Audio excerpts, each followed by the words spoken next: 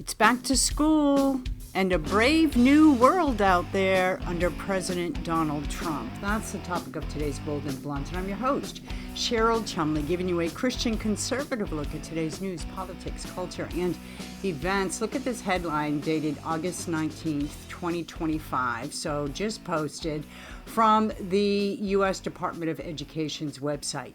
U.S. Department of Education prohibits federal funds from supporting political activism on college campuses.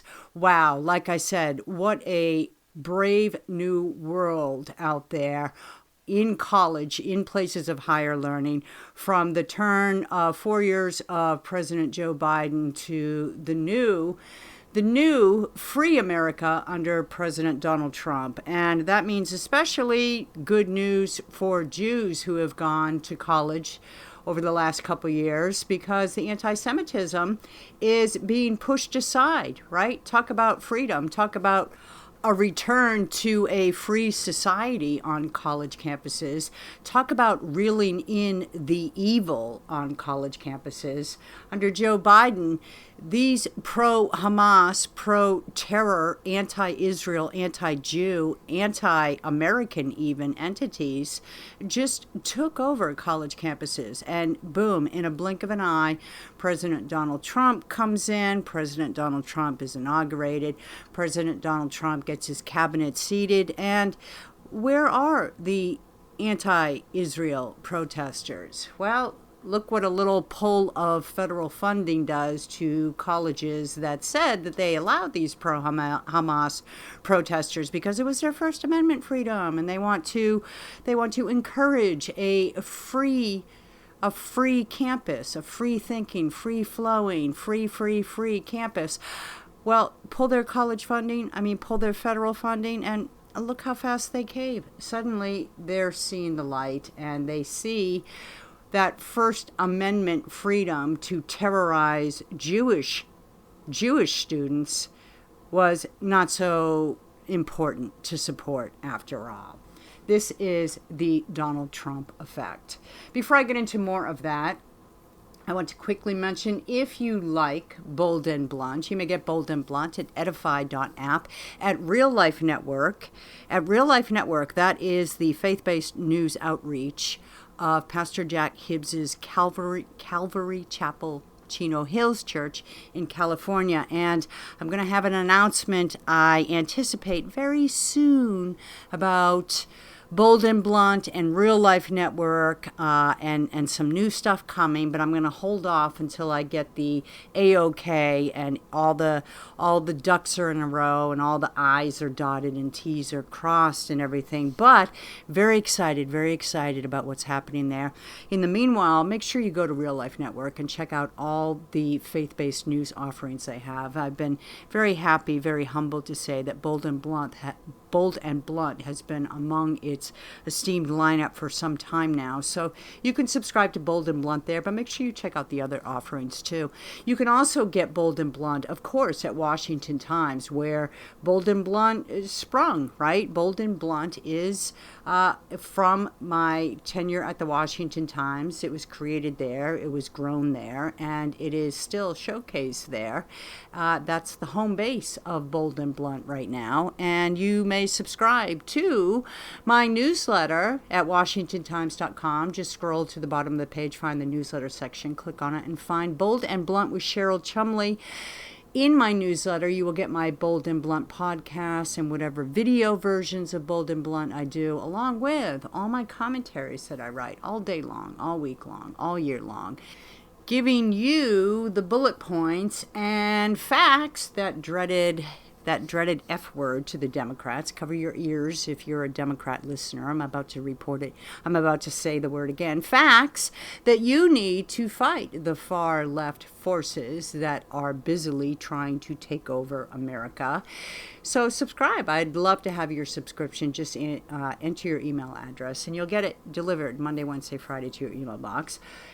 You can also get Bold and Blunt wherever podcasts are available. One other quick mention, my nonfiction title, God Given or Bust, Defeating Marxism and Saving America with Biblical Truths, available now. Guess who wrote the foreword for it? Pastor Jack Hibbs. Yes, Pastor Jack Hibbs of, the same Pastor Jack Hibbs of Calvary Chapel, Chino Hills Church, and of Real Life Network. You may also get Bold and Blunt wherever podcasts are available. Let's read through some headlines. How back to school will look different this year under Trump 2.0. That is the headline from CNN. Milwaukee Journal Sentinel. In K through 12 schools, Trump wants to upend DEI, pronoun policies, and more. These are all good things, right? Now here comes the left, swinging in, swooping in, flying in with any bit of criticism that they can dredge up. Center for American Progress, far left entity. This headline, Trump's tariff policies are putting a strain on back-to-school budgets. Really? I got to tell you, I've had 4 children, right? And back-to-school shopping, it doesn't have to be that pricey. And it's not like when I had 4 children, I was a multimillionaire or anything. There were days I was scraping, right, financially. So I know the value of a buck. And I'm telling you right now, tariffs aren't putting a strain on back-to-school budgets, right?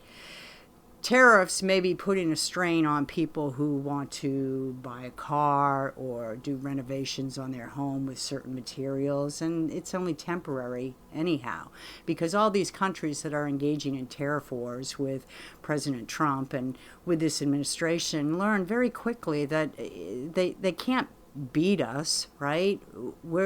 We've got the numbers, we've got the data on our side. We've got the bucks. They're the ones that rely more on us than we on them, right? So any pushback, any opposition other countries are doing against Trump's tariffs, right? Which are all aimed at equalizing the playing field, by the way, right? As Trump has said numerous times, other countries have been really taking advantage of America for years and years and years. And there has not been a president until President Donald Trump who has had the, can I say cojones? I don't know. Am I allowed to say that? Anyhow, let's just see. I'll say it. Who has not had the cojones of President Donald Trump to take on these other countries, right? Because, you know, all the whiny Democrats and all the squirrely Republicans have gnawed on their fingernails. Oh, no, we can't take on China. We depend too much on China's economy. We can't take on any other country. We depend too much. It's a global economy now. We can't afford to engage in tariff wars. American citizens will suffer financially. Well, not really, right? President Donald Trump has proven that wrong. So when Center for American Progress comes out with a back-to-school headline, Trump's tariff policies are putting a strain on back-to-school budgets, you can pretty much guarantee that that is the Center for American Progress's and its far-left base's attempt, very desperate attempt, to ding Trump, because President Donald Trump and his cabinet and his Department of Education just ain't playing that leftist BS on college campuses and on K through 12 schools anymore. No more boys in the girls' bathrooms, right? And if you want to play boys and girls sports, then you might lose a little bit of funding. And if you want to allow Jew haters to chase Jews off campus in colleges around America, particularly the Ivy League ones, then don't expect that federal tax dollars are going to flow into your institution. Simple, right? Easy peasy. U.S. Department of Education prohibits federal funds from supporting political activism on college campuses. This is the latest move of this administration to reel in the radicalism. Let me read a little bit from this. It's a press release, but you'll get the basic facts. The U.S. Department of Education rescinded Biden-era, was that a Freudian slip, right? It says era, but I said error. Of course, Biden was one big error, wasn't he? Anyhow, Biden-era guidance that allowed federal work-study programs to pay students to engage in certain partisan and nonpartisan political activities. In guidance that was just issued, the Department of Education clarified that institutions should focus federal work-study funds on jobs that provide real-world work experience instead of political activities. The department's actions follow a letter from 16 Republican attorneys general that outlined how the Biden era guidance violated federal law. In addition, the department's new guidance makes clear that the Higher Education Act does not require institutions to distribute voter registration forms to students known to be ineligible to vote, right? Quit giving ballots to illegals. That seems simple. Another simple, easy peasy, common sense policy. I remember work-study programs when I was in college. They paid for students to engage in part-time work, like working in the post office, working in the school bookstore, working in the library, right? All three things which I engaged in, but not political activism, not to go out there and walk around campus and chase Jews, for instance, right? Chase Jews and run them off campus. That wasn't paid as a federal work-study job. In fact, they didn't consider Jew chasing and Jew bashing and Jew hating much of a job at all when I was in college. The times have changed, haven't they? But now they're changing back thanks to President Donald Trump. And I have a guest with me today on Bold and Blonde, who actually focuses in her coverage at campus reform on the education system. And she can talk at length about all the changes, all the good things that are coming this year, and at least for the next couple years under President Donald Trump and his new pushback on radicalism, leftism, Marxism on the college campuses. Emily Sturge, I want to thank you so much for being on Bold and Blunt. It is great to have you. Oh, thank you so much for having me. So it's a new school year, but under the Donald Trump administration, it's sort of a whole new world out there. What's going on in college campuses across America? A whole new world. I mean, we have seen this administration launch investigations into so many things to clean up America's college campuses. DEI, discriminatory policies, anti-Semitism, men and women's sports, even in-state tuition for illegal immigrants. The list goes on. And it's very clear that the administration is fighting for fairness for American students. And I think students should be pretty happy right now. So who's opposing what the administration is doing right now? I mean, we see the left constantly attack the administration for what they're doing. But, you know, when I have that in mind, I'll point to one example.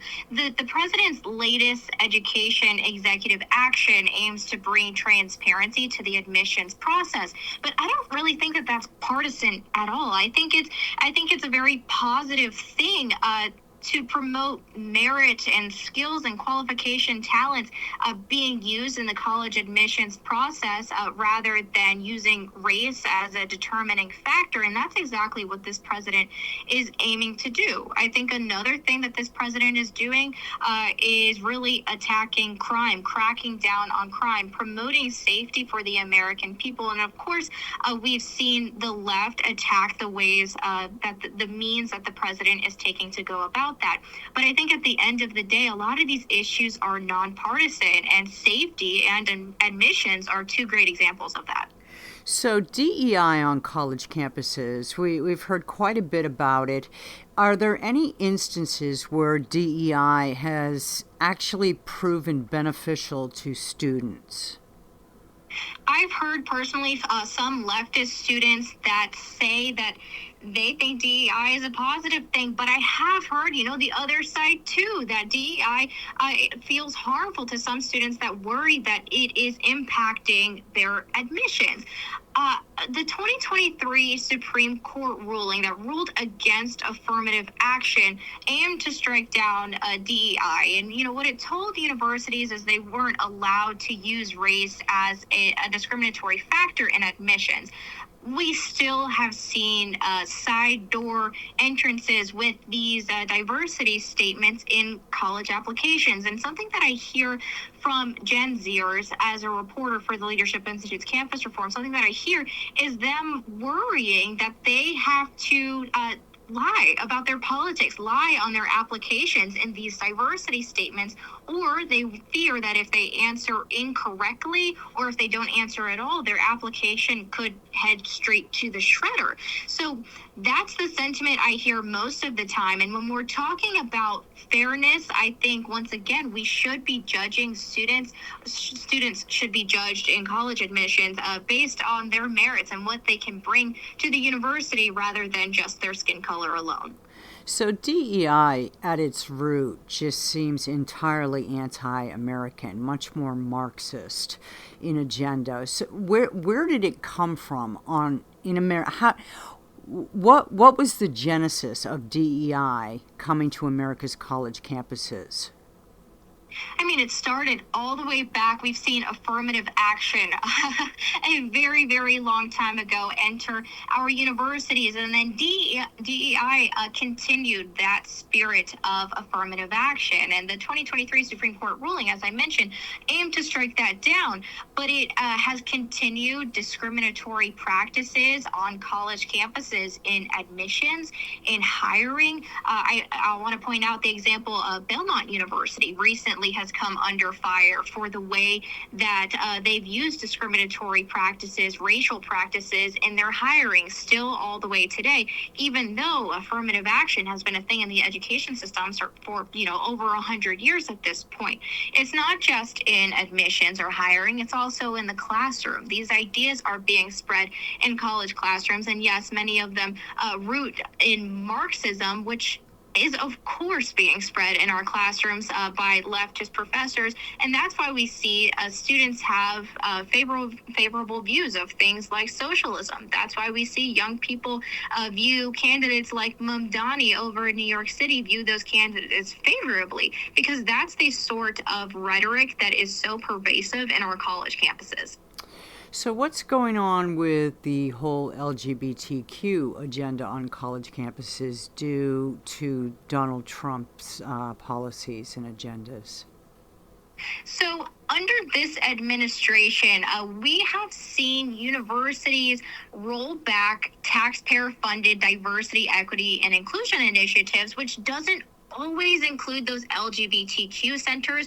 We still see many of those centers on public university campuses, even those that are rolling back DEI offices, DEI courses. So that's sort of still in limbo. We haven't seen this administration directly target those LGBTQ centers on college campuses, but I think it goes hand in hand. If this administration is rolling back taxpayer-funded DEI initiatives, it seems like LGBTQ centers will be next up on the chopping block. Definitely at our private universities, we still see that LGBTQ narrative alive and well in those centers that they are funding. But I think this administration will crack down on the taxpayer-funded aspect of it.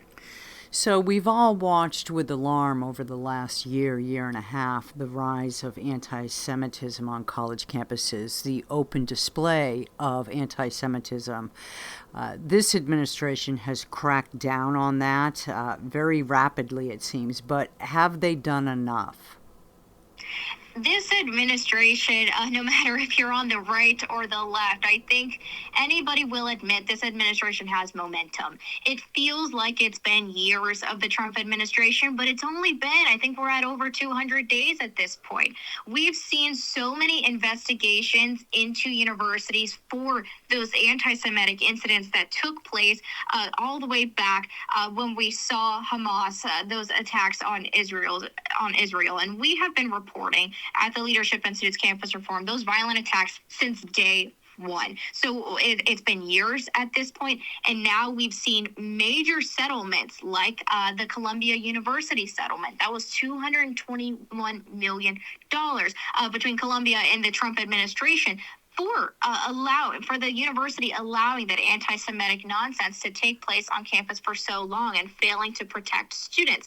Money talks. These universities, when their federal funding is put at risk, they are coming to settlements with the administration to protect students finally. It's pretty sad to see that it's taken financial pressure for them to stand up and protect their students, but I'm glad to have an administration that's willing to stand up for those students when those universities, their administrations, their presidents just weren't willing to. You mentioned a couple minutes ago Gen Zers. Talk a little bit, if you could, about how Gen Zers are faring with entering the workforce. It is a grim reality for many Gen Zers. We're reporting at Campus Reform that only 12% are securing jobs before finishing school, and then nearly 60% are remaining unemployed after graduation. And many Gen Zers right now are pointing the finger at higher education. They're saying that many of them regret their college degrees. We're saying that 1 in 4 Gen Zers actually regret their college degrees because they're saying that it's just not preparing them for the workforce. But I'm remaining optimistic. I think that my generation can turn around and really create positive change in entering the workforce. But what comes down to at the end of the day is choosing a degree that will allow you to secure a great job after graduation if that's your goal. Many degrees, like in the social sciences, have been overtaken by progressive ideology. And then we're seeing degrees in engineering or finance or business. Those degrees are what's helping Gen Z to land jobs after graduation. So that the grim reality of the very small percentage of Gen Zers that are securing jobs after graduation, I think a lot of it comes down to choice. It comes down to what they want to study. It comes down to if they're putting themselves out there. So my advice to young people, especially before they enter college, is to really think through the degree that they're putting themselves in, the investment that they're making of both time and money, and think about the reality that they will face after those 4 years on a college campus, and maybe even consider other options. Trade schools are booming right now. 2-year degrees are another option. Or this is the age of entrepreneurship. There are so many other options, and I think Gen Z is really grasping that and taking that into account. You mentioned social sciences, but in more specific than that, are there any areas of study or pursuits of degrees that come to mind that are really ridiculous pursuits in college that lead nowhere, and yet Gen Zers or others have pursued them? Unfortunately, we've seen on many campuses, even elite universities like Harvard, Yale, Princeton, studies like gender studies, women's studies, and degrees like that in the social sciences are what lead to the most economically disastrous outcomes after graduation. We're seeing college students really work so hard. They put 6 figures into these degrees sometimes, and then they graduate college and they can't find a job that really values a degree in something like gender studies. And that's why I really encourage students to keep that in mind. Keep that in mind that a business degree might get you further. Degrees like English, history, journalism, I still find extremely valuable, but you also have to keep in mind that many of those degrees also require graduate school afterward. It all comes down to choice for the student individually. It was Barack Obama who really pushed the idea that every young person should go to college. Every young person ought to have the ability to go to college, which is sort of common sense. But then he opened the doors for easy lending and loans. And how has that changed the college experience? there are so many Gen Zers who have that mindset, yes, because society, because our parents, it's just reality. Many of us believe that is the only route after high school graduation. It's a rite of passage to go to college. But today in 2025, there are more options. We are seeing specifically young men turn to trade schools. Once again, it's young men who really have that idea that they regret going to college. Like I mentioned, the 1 in 4 Gen Z statistics. It's young men that are driving that statistic. It's young men that are realizing, oh, there's better options for me out there. A degree is going to take a long time. It's going to take a lot of money.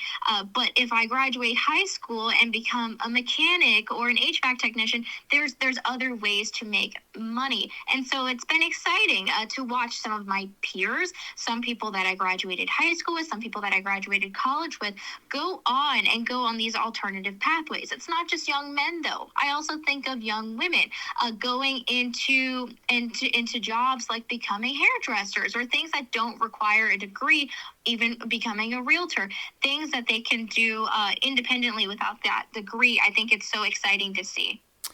Let's just finish with this last question, and it's a two-part one. I wonder if you have sort of a list in your mind, based on your experience and coverage, of the good schools versus the bad schools, and why you would rate some schools good. So if parents are listening, looking for schools for their kids, which one should they consider, and which one should they not consider, and why? A great question. I mean, I'll start off by saying I truly believe a degree is always valuable, but we are seeing a mass migration, I would say, of students from up north going to campuses down south for many reasons. We saw those violent anti-Semitic protests break out in the north. We've also seen progressive ideology like diversity, equity, and inclusion, critical race theory, LGBTQ propaganda really took hold of those elite institutions in the north. Think Harvard, Princeton, Columbia. We've also seen some business leaders come out and say, I'm not even hiring from some of those elite institutions because of the nonsense going on.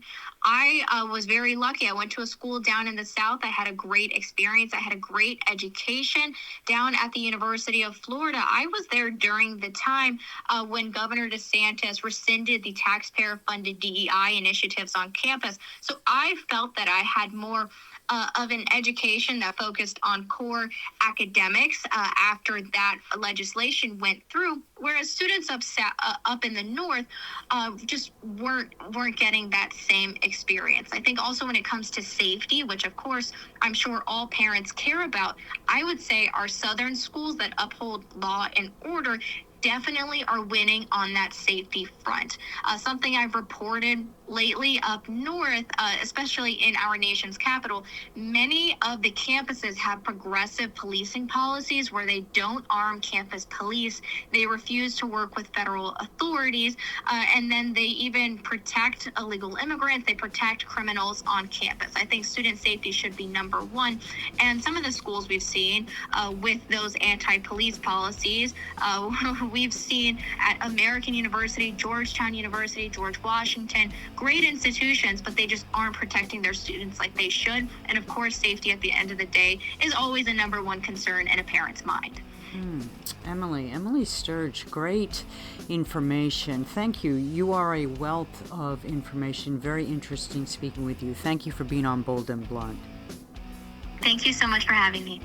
And that's another Bold and Blunt. Remember, if you like Bold and Blunt, you may get Bold and Blunt at edify.app, at Real Life Network, at WashingtonTimes.com, and of course, wherever podcasts are available. Tune in next time. In the meanwhile, don't forget, stay blunt, stay bold. Finding great candidates to hire can be like, well, trying to find a needle in a haystack. Sure, you can post your job to some job board, but then all you can do is hope the right person comes along. Which is why you should try ZipRecruiter for free at ziprecruiter.com/zip. ZipRecruiter doesn't depend on candidates finding you. It finds them for you. Its powerful technology identifies people with the right experience and actively invites them to apply to your job. You get qualified candidates fast. So while other companies might deliver a lot of hay, ZipRecruiter finds you what you're looking for. The needle in the haystack. See why 4 out of 5 employers who post a job on ZipRecruiter get a quality candidate within the first day. ZipRecruiter, the smartest way to hire. And right now, you can try ZipRecruiter for free. That's right, free at ZipRecruiter.com/zip.